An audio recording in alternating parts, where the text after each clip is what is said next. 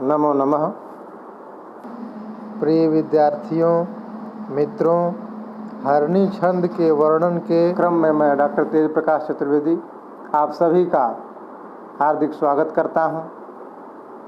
आज हम सब हरणी छंद के विषय में विचार करेंगे, उस पर चर्चा करेंगे।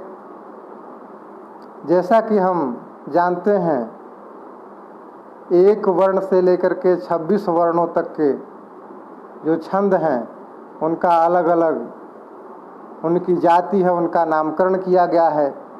इस क्रम में जो हरणी छंद है, यह अत्यष्टि जाति जो 17 वर्णों की होती है उसी के अंतर्गत का छंद है, तथा जिस छंद के अंतर्गत चारों चरण समान वर्ण वाले होते हैं उनको समवर्णिक छंद या वृत्त कहा जाता है। तो ऐसा ही यह अत्यंत प्रथित और प्रसिद्ध हरणी छंद है, जिसके प्रत्येक चरण में 17 वर्ण होते हैं। और हम जानते हैं कि 17 वर्ण शिखरणी छंद जो कि अत्यंत गेयता को प्राप्त होता है, उस छंद में भी 17 वर्ण ही होते हैं। उसी के अंतर्गत 17 वर्णों के अंतर्गत ही यह हरणी छंद हमें देखने को मिलता है। आइए सबसे पहले हम इसके लक्षण पर विचार करें, उसके पश्चात उदाहरण को हम समझेंगे। इस हरणी छंद का लक्षण है न समरसला गह षड्वेदैर हयैर हरिणी मता। लक्षण देखें, न समरसला गह षड्वेदैर हयैर हरिणी मता। यहाँ पर सबसे पहले तो छंद के अंतर्गत जो गण आए हुए हैं उनका विवेचन है। न स म र स ला, यह किस प्रकार से गण और लघु गुरु वर्ण हैं उनका विवेचन इसमें किया गया है। इसके बाद देखें, षड वेदैर हयैः हरिणी मता, ये यति का विधान किया गया। पहले गणों की व्यवस्था, उसके पश्चात किस प्रकार से यति की व्यवस्था है उसका विवेचन इस छंद के अंतर्गत इस लक्षण में किया गया है। तो षड शब्द हम जानते हैं, षड अर्थात 6 वर्णों पर प्रारंभ में इस छंद में यति होती है।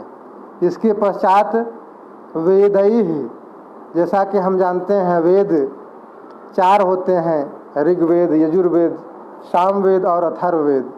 तो वेद शब्द से यहाँ पर 4 वर्ण के लिए कहा गया है, अर्थात प्रथम जो यति होती है वह 6 वर्णों पर, और इसके बाद की जो यति होती है वह 4 वर्णों पर, अर्थात 6 4 10वें वर्ण पर यति होती है। और इसके बाद वेदैः हयैः, हय शब्द जो है अश्व के लिए आया है, घोड़ा के लिए आया है। तो यहाँ पर जो सूर्य के 7 घोड़े हैं तो उन्हीं को ध्यान रखते हुए हय शब्द से 7 का व्यवहित किया गया है। इसीलिए सूर्य का जो रंग माना गया है वही उसके घोड़े भी माने गए हैं। तो 7 रंग या 7 अश्व का शब्द का वाची है, अश्व शब्द का जो 7 है वही वाचक है। तो इस प्रकार से 7, 10 और 7 अर्थात 17 वर्ण अर्थात यति जो है अंतिम में फिर होगा। 6 वर्ण, 10वें वर्ण और तत्पश्चात चरणांत यति इस श्लोक में, इस छंद में होता है, हमें देखने को मिलता है। उदाहरण हम एक देखते हैं, उत्तर रामचरितम जो कि महाकवि भवभूति के द्वारा रचित अत्यंत प्रसिद्ध ग्रंथ है, नाटक है।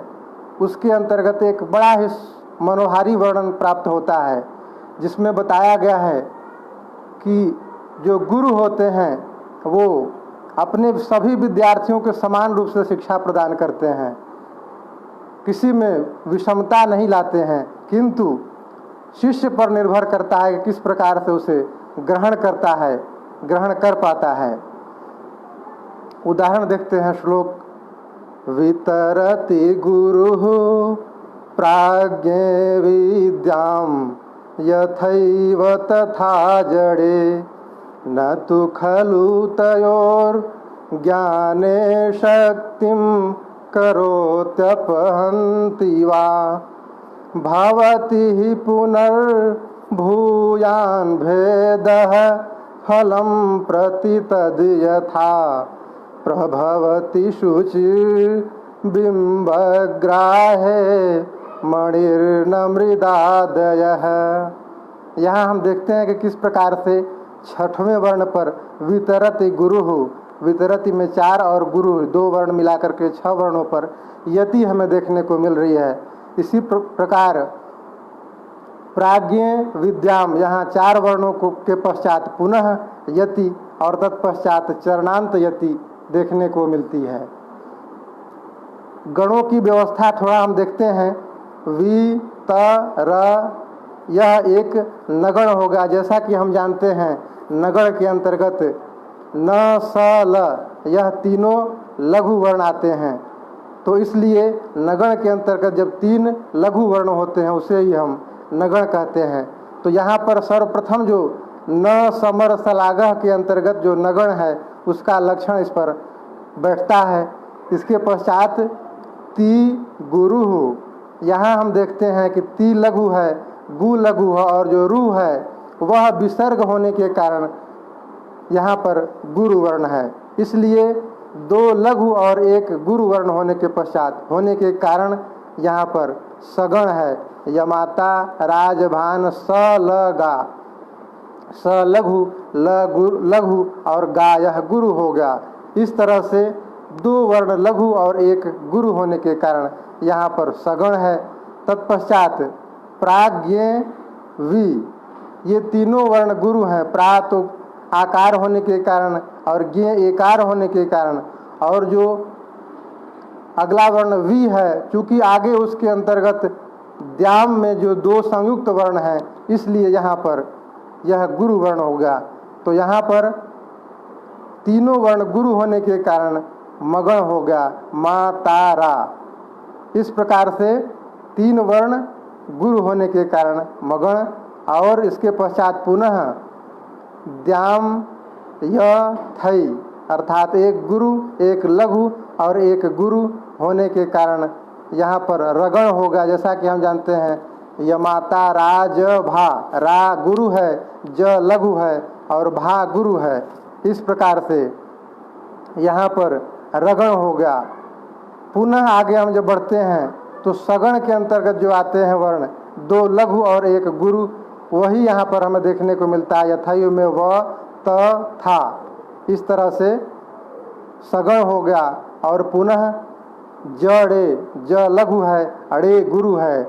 तो न समर सलागह, न गण सगण मगण रगण और पुनः सगण के बाद लघु गुरु जिस छंद के अंतर्गत आता है वह यही छंद है, अर्थात हरणी छंद है। हरणी छंद का उदाहरण हमें देखने को इसमें मिलता है। एक बार अर्थ देख लेते हैं क्योंकि मधुर है, इसका श्लोक भी है और इसका जो अर्थ है और भी प्रथित है, श्रेष्ठ है। वितरति गुरु विद्याम, अर्थात जो गुरु है वह विद्या को का वितरण करता है। यथैव तथा जड़े, यथैव प्राज्ञ, जिस प्रकार से प्राज्ञ व्यक्ति को अर्थात बुद्धिमान छात्र को, उसी प्रकार से जड़ अर्थात कम जो ज्ञान वाला होता है उसे भी अर्थात समान रूप से ज्ञान प्रदान करता है। न तो खलु तयोर ज्ञाने शक्तिम करोति, और किसी के ज्ञान में न तो अधिक बल प्रदान करता है और करोति अपहंति वा, न ही किसी को कम ज्ञान प्रदान करता है। कक्षा में सभी को समान व्यवहार करता है। किंतु भवत ही पुनर्भूयान, लेकिन फलम प्रति तद्यथा, फल के प्रति जो है उन छात्रों में भिन्न भिन्न रूप से भेद हो जाता है। कैसे? कोई व्यक्ति छात्र बहुत ज्ञानी हो जाता है और कोई उसको ग्रहण नहीं कर पाता है। जिस प्रकार से प्रभवति शुचि ही बिंबग्राहे मणि है नम्रदादय, अर्थात जो मणि होती है उस पर यदि सूर्य का प्रकाश जब पड़ता है तो वह चमकने लगता है, किंतु मिट्टी आदि जो लोष्ठ इत्यादि होते हैं उस पर वह उसमें चमक विद्यमान नहीं हो पाती है। इसी प्रकार से छात्रों पर ही निर्भर करता है, गुरु तो समान रूप से व्यवहार करते हैं, अध्यापन करते हैं। तो यहाँ पर हम देखते हैं कि इस छंद का, हरणी छंद का लक्षण सटीक बैठता है और यह उत्तर रामचरितम का अत्यंत मधुर श्लोक है। एक और उदाहरण हम देखते हैं अभिज्ञान शाकुंतलम से, जो कि महाकवि कालिदास के द्वारा रचा गया प्रथित ग्रंथ है। जब राजा दुष्यंत शकुंतला के विरह में स्वयं रह करके दुर्बल हो जाते हैं और शकुंतला की स्थिति जानने के लिए वह छुप करके उसे देखते हैं, सुनते हैं, तो वह अपने पर विचार करते हैं। अशिशिर तरई अंतस्तापई विवर्ण मलीमसम निशि निशि भुजन्य तापांग प्रवर्तिभिरश्रुभिः अनतिलुलिता जाघातांकात् मुहुर्मणिबन्धनात् कनकवलयं स्रस्तं स्रस्तं मया प्रतिसार्यते। तो यहाँ हम देखते हैं कि राजा अपने कंगन को देख करके विचार करते हैं कि मैं दुर्बल हो गया हूँ, मेरा कंगन जो है वह बहुत आसानी से इधर उधर हो जा रहा है। यही भाव इस श्लोक में है। यहाँ पर भी हम देखते हैं कि उसी प्रकार से अशी यह लघु हो गया अर्थात नगण हो गया, और पुनः सगण हम देखेंगे, पुनः मगण देखेंगे, और रगण सगण के बाद लघु और गुरु का विधान इस छंद में देखने को मिलता है, उदाहरण में देखने को मिलता है। प्रथम में हम देखते हैं कि 5 लघु वर्ण आते हैं। प्रारंभ से हम शुरुआत करते हैं तो 5 लघु वर्ण इस छंद में हम देखते हैं। जब मोटा मोटी आसानी तौर पर हम देखें समझें तो 5 जब प्रथम में गुरु वर्ण हो जाएंगे और उसके पश्चात पुनः 5 लघु वर्ण होंगे और उसके बाद 5 गुरु वर्ण हो जाएंगे, और तत्पश्चात 2 जगण होते हैं, जगण की तरह दिखाई देंगे, लघु गुरु लघु, लघु गुरु लघु, और तत्पश्चात एक गुरु वर्ण होगा। तो वहाँ हम आसानी रहेगी हमें पहचान करने में कि यहाँ हरणी छंद है। प्रारंभ में 5 लघु और 5 उसके पश्चात गुरु वर्ण, तो हमें कुछ आसानी अवश्य होगी कि यह हरणी छंद है। एक उदाहरण देखते हैं उत्तर रामचरितम का, जब भगवान श्री राम की स्थिति का वर्णन है कि किस प्रकार से सीता के विरह में वे अपने समय को, अपनी अंदर की भावना को प्रकट कर रहे हैं। दलति हृदयं गाढ़ोद्वेगं द्विधातु न भिद्यते वहति विकलः कायो मोहं न मुञ्चति चेतनां ज्वलयति तनु अंतर्दाहः करोति न भस्मसात् प्रहरति विधिर्मर्मच्छेदी न कृन्तति जीवितम्। किस प्रकार से हम देखते हैं कि श्लोक में मनोहर वर्णन किया गया है। दलत हृदयम अर्थात जो हृदय है वह कंपित हो रहा है, गाढ़ोद्वेगम उद्वेग की स्थिति है, द्विधातु न भिद्यते ऐसा लग रहा है कि 2 भाग न हो जाए, वहत विकलः कायो मोहम न मुंचति चेतना विकलता को प्राप्त हो रहा है, यह शरीर मोह की स्थिति में आ रहा है, चेतना विलुप्त होती सी जा रही है। ज्वलयति तनुम शरीर जो है ज्वलित हो रहा है, और अंतर्दाह अंतर रूप से अंदर अंदर ही जल रहा है, करोति न भस्मसात ऐसा लगता है कि कहीं भस्म न कर दे। प्रहरति विधि मर्मच्छेदी न कृन्तति जीवितम अर्थात जो विधि है वह क्या हमारे शरीर को समाप्त ही कर डालेगा क्या, इस प्रकार का वर्णन अत्यंत दुखद वर्णन इस श्लोक में किया गया है। यहाँ भी हम देखते हैं ज्वलत हृद, यह 5 वर्ण प्रारंभ के लघु हो गए। पुनः यम गाढ़ो द्वेगम, ये 5 वर्ण गुरु हो गए।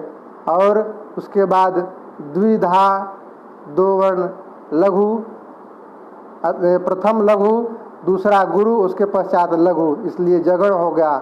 और इसी तरह से एक और जगड़ के बाद लघु गुरु हमें देखने को मिलता है। तो यहाँ पर हम देखेंगे कि न नगण समर सलागह, इस तरह से पूरी छंद व्यवस्था हमें इस श्लोक में देखने को मिलती है। यही इस छंद की विशेषता है। यह छंद 17 वर्णों के होने के कारण बहुत से भावों को एक ही श्लोक में समेटता हुआ दिखाई देता है। और विभिन्न में समेटने के लिए महाकवियों ने इस छंद में अपने श्लोकों को लिखा है, रचना किया है। इस प्रकार से हमें यह छंद देखने को मिलता है। हरणी छंद को हम गाएं, उसका अवगाहन करें, यही इसकी मधुरता है।